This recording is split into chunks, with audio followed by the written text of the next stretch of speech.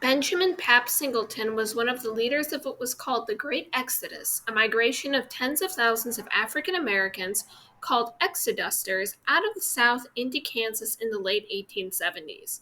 He was born into slavery and escaped several times to Nashville before settling in Canada for several years. In Canada, he ran a boarding house where other fugitive slaves stayed. When Reconstruction began after the Civil War, Singleton referred to Tennessee, where he worked as a carpenter and a coffin maker. Pity for my race caused me to work for them. Making coffins for black victims of white violence, he came to the conclusion that there was no place for blacks in the South, and they should migrate. He had no faith that the democratic process would ever be extended to blacks. Therefore, he felt they should live separately from whites. In the 1870s, he journeyed Kansas to see if his people could find land there. We needed land for our children, he later told a congressional committee. That caused my heart to grieve and sorrow. Pity for my race caused me to work for them. Confidence perished and faded away.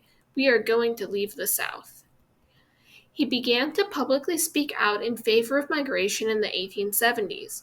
He traveled to South Kansas around 1876 and found land that was suitable for establishing a community. In 1878, his association regularly transported black people to Kansas, where he incorporated the Singleton colony in Morris County.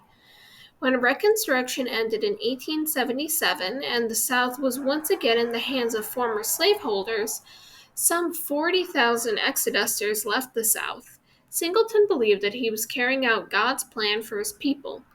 Although many thousands of blacks migrated to Kansas on their own or were inspired by other leaders, Singleton took credit for the migration in its entirety, stating, "I am the cause of the whole Kansas migration."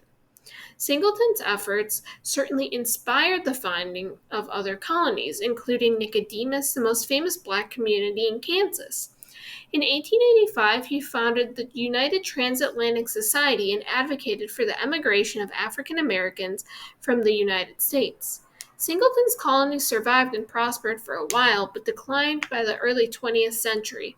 Most of those who left southern states for Kansas either failed to make it to Kansas or returned to the South.